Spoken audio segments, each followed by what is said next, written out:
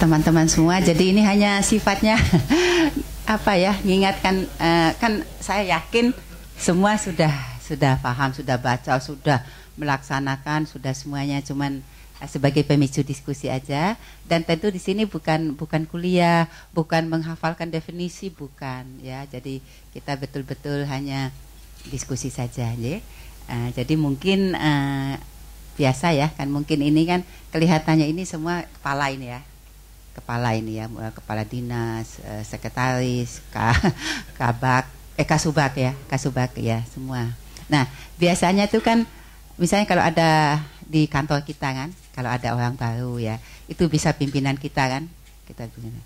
Oh kan nanti banyak komentar. Lalu berapa ya? Nah itu membutuhkan juga sebuah kalau untuk menyusun penganggarannya itu ada teorinya, tetapi supaya bagaimana penganggaran ini betul-betul untuk memecahkan masalah, ya dibutuhkan kemampuan-kemampuan yang lain, pengetahuan, pengalaman jabatan dan sebagainya. Ya.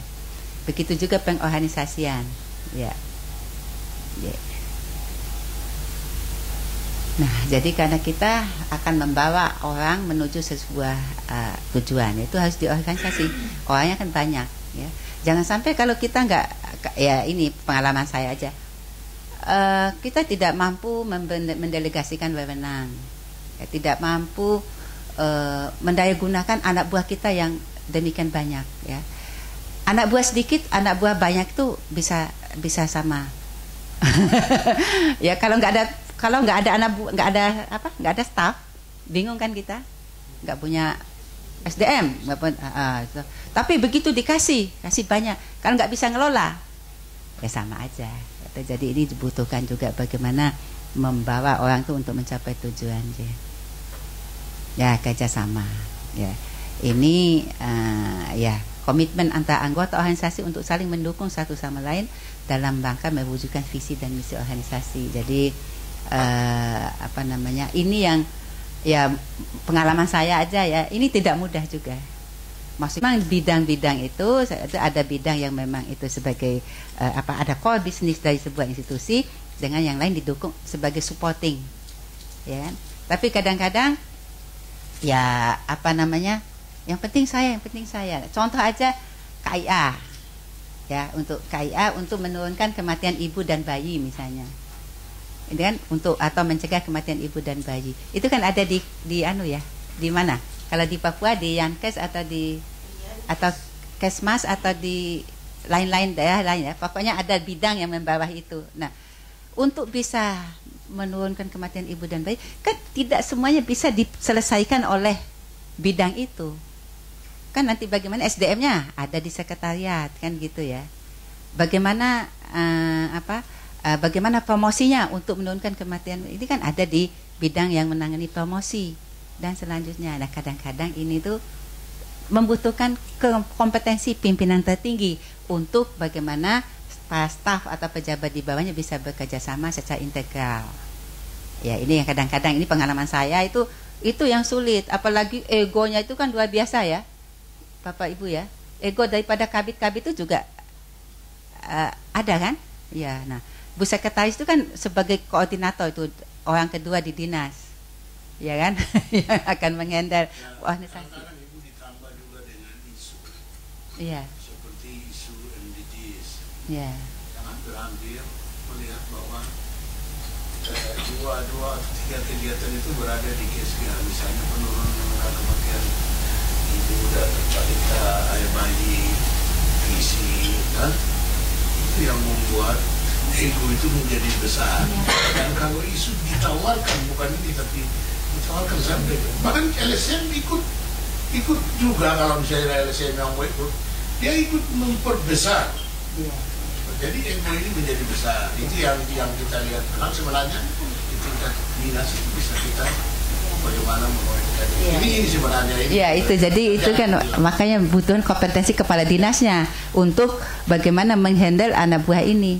Nah karena ya ini mungkin nanti bagaimana polisi briefnya ya. Tapi karena semua akhirnya kan di Kesga semua. Nah padahal itu kan itu tersebar sebenarnya. Kesga itu memang inti kegiatan di situ, tetapi pendukungnya itu ada di semua lini. ya, termasuk di perencanaan, termasuk di SDM, ya penganggaran dan sebagainya. Dia tidak. Jadi ini yang kadang-kadang kita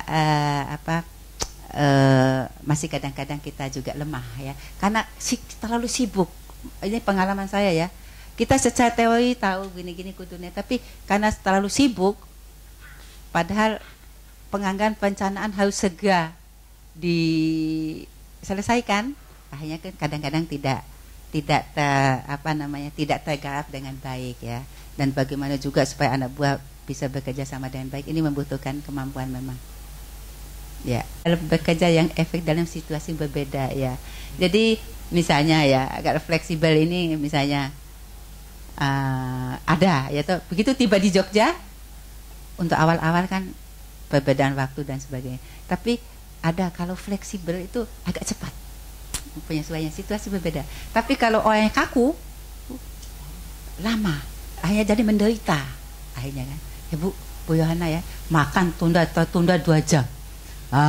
Ya toh, Bu Yohana kemarin sudah lapar, saya belum datang. Bu tapi kan Bu Yohana fleksibel. Oh ya, tertunda 2 jam nggak apa-apa. Tapi kalau orang yang tidak fleksibel, dia mungkin juga sudah sakit. Ibu kan nggak sakit ya Bu? Enggak jadi karena fleksibel. Oh ya, menyesuaikan sebentar. Ya, ini kemampuan memahami, menghargai pandangan berbeda ya. Ini saya pikir itu teorinya ya. Ya, ini kompetensi bidang. Ya, ini menurut Permenkes ini ya toh, orientasi pelayanan, orientasi strategi analitis, konseptual, keahlian teknikal, manajemen. Jadi semua harus dimiliki ya toh, tapi sesuai dengan bidang kita. Di sini bidang kesehatan ya. Jadi makanya ya kalau menurut ini kan orang yang bekerja di kesehatan sebaiknya yang berlatar belakang kesehatan. Tetapi juga dilihat lagi di situ di bagian apa dia bekerja. Kalau dia bagian keuangan, ya tentu membutuhkan keahlian di bidang keuangan dan seterusnya. Ya. Analitis dan konseptual ya. Kalau konsep itu memandang suatu secara analitis titik-titik, ya juga harus bisa.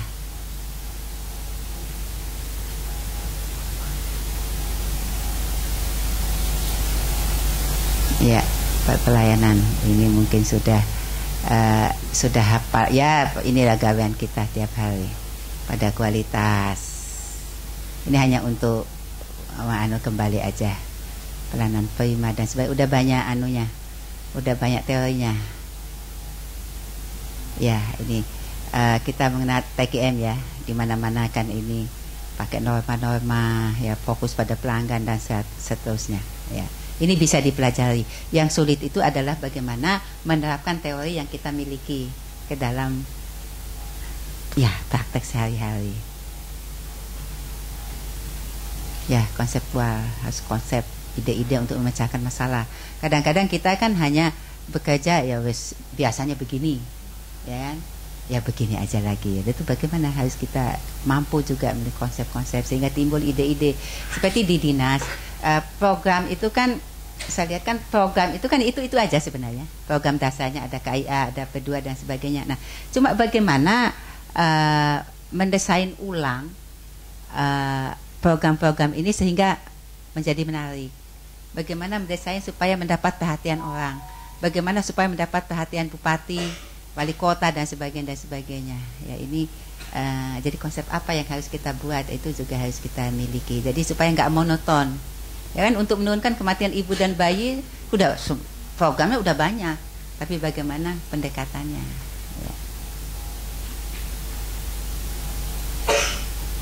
ya. Ini keahlian teknikal, manajer dan profesional. Jadi kita ya sebisa-bisanya memang ada keahlian teknik itu juga ya. Makanya kenapa mungkin ya ini kalau bisa ya di bidang kesehatan, untuk bidang-bidang itu cocoknya adalah orang kesehatan. Karena membutuhkan keahlian teknikal. Karena untuk memecahkan masalah kesehatan dibutuhkan orang kesehatan. Ya bisa aja yang non kesehatan tapi cukup lama. Ya misalnya urusan pendarahan aja, urusan pendarahan postpartum. Ya untuk memahami memahami atoni aja kan butuh waktu lama kan. Ya, Sehingga tapi kalau udah orang kesehatan kan sudah tahu. Jadi memecahkannya membutuhkan sumber daya yang tidak terlalu banyak. Tapi kalau dari nol, tentu sumber daya yang dibutuhkan luar biasa. Inovasi, ya ini sangat dibutuhkan inovasi supaya tidak monoton, tidak membosankan. Nah, ini kompetensi khusus yang dimiliki: pendidikan, pelatihan, dan pengalaman jabatan. Jadi tadi sudah saya sampaikan. Ya, ini sudah tahu semua ya. Di dinas kan seperti ini ya toh. Jadi tapi masing-masing harus memiliki kompetensi. Nah, sarjana strata 2 ya. Bisa saja ya, tidak seperti ini, tapi kan bisa-bisa saja ya, tidak pasti seperti ini. Cuma mungkin nanti banyak kurang smooth waktu menjalankan tugas. Kan coba begitu, bukannya untuk saat ini saya pikir Kemenkes kan mengeluarkan Permenkes seperti ini untuk diikuti oleh kepala daerah. Karena seperti kata Pak Agustinus tadi, lebih takut pada bupati daripada Kemenkes. Iya, nggak ada hubungan dengan Kemenkes ya. Karena nasib Pak Agus ada pada bupati, ya kan? Nah, tetapi untuk mempermudah pekerjaan Pak Agus itu didukung oleh Kemenkes kan begitu, sehingga Kemenkes memberikan ini. Kalau Anda mampu ini, waktu Anda memimpin nanti mudah kan begitu, tidak terlalu banyak kesulitannya. Bagaimana menghadapi anak buah, menghadapi atasan, menghadapi samping kanan, samping kiri, bawah, atas ya. Nah, tapi kalau kita nggak punya kompetensi ini, mungkin yang ada kita itu hanya takut, begitu kan? Hanya takut aja, takut digeser, takut di apa. Nah, tapi kalau punya kompetensi ini, untuk digesernya mungkin juga tidak terlalu, meskipun bisa. Ya, ini udah tahu semua apa saja ini bisa dilihat, jadi paling tinggal disesuaikan. Ya, ini kompetensi kepala UPT UPTD. Jadi banyak memang yang membutuhkan sarjana strata 2 ya. Jadi mungkin ini saja sebagai pemicu. Jadi kalau kita seseorang memiliki kompetensi yang cocok dengan posisinya, itu diharapkan pekerjaannya menjadi lebih mudah. Dia mudah menghadapi siapapun, atas, bawah, samping kanan, samping kiri. Tapi kalau tidak memiliki kompetensi, itu mungkin ya membutuhkan effort yang luar biasa untuk mempertahankan kedudukan atau untuk melaksanakan tugas. Itu aja Pak Tejo sebagai pemicu. Tapi saya tahu Bapak Ibu lebih paham dari saya tentang hal ini. Ini hanya sebagai pemicu diskusi saja. Moga-moga ada manfaatnya. Terima kasih. Assalamualaikum warahmatullahi wabarakatuh.